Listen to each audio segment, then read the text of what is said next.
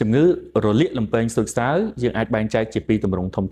ទម្រង់ទី1គឺជាទម្រង់រលាកដោយអាការៈហើមធម្មតាទម្រង់ទី2ដែលជាទូទៅអាចធ្ងន់ធ្ងរគឺជាទម្រង់រលួយសាច់លំពែង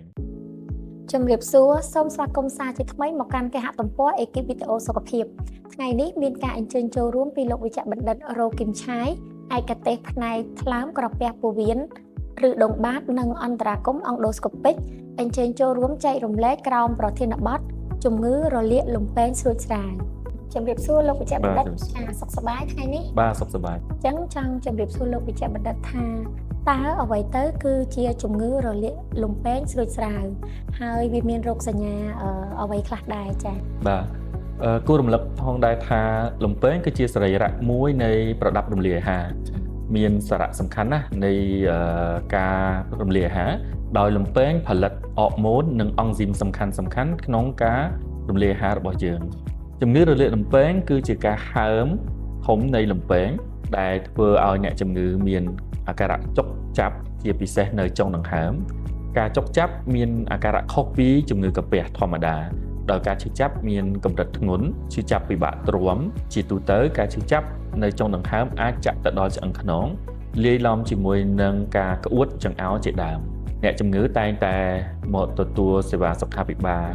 លឿនជាងជំងឺកាពះដោយសារការឈឺចុកចាប់នេះ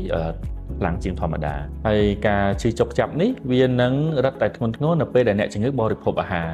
ដូច្នេះអ្នកជំងឺទូទៅគឺគាត់មិនហ៊ានបរិភោគអាហារទេអញ្ចឹងគាត់តែងតែរត់មករកគ្រូពេទ្យលឿនក្នុងរយៈពេលយ៉ាងយូរបំផុត1ថ្ងៃទៅ2ថ្ងៃនៃការចាប់ផ្ដើមនៃការឈឺចុងដង្ហើមរបស់គាត់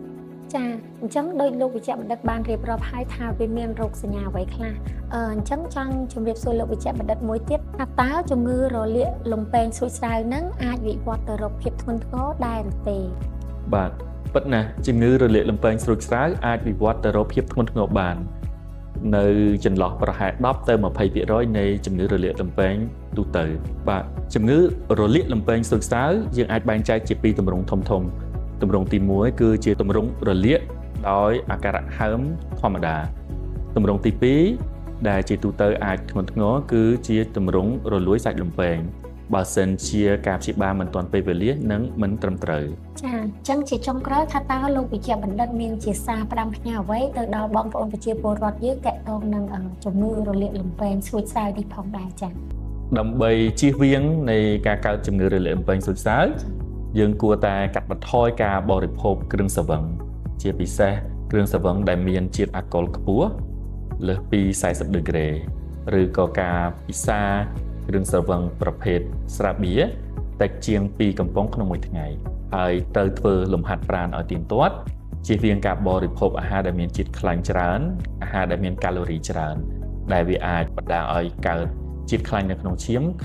ឬក៏បង្កើតទៅជាគ្រោះនៅក្នុងថង់ប្រមាត់ដែលក៏ជាមូលហេតុចម្បងមួយនៃការកើតជំងឺរលាកលំពែងនេះដែរចា៎សូមអរគុណលោកវិជ្ជបណ្ឌិតដែលបានចំណាយពេលវេលាអញ្ជើញចូលរួមក្នុងកម្មវិធីយើងថ្ងៃនេះហើយក៏ដូចជាបានចែករំលែកនៅព័ត៌មានសុខភាពទាក់ទងនឹងជំងឺរលាកលំពែងស្រួចស្រាវចា៎អញ្ចឹងថ្ងៃនេះពីកម្មវិធីអេគីបវីដេអូសុខភាពអនុញ្ញាតសូមអរគុណសូមគោរពលា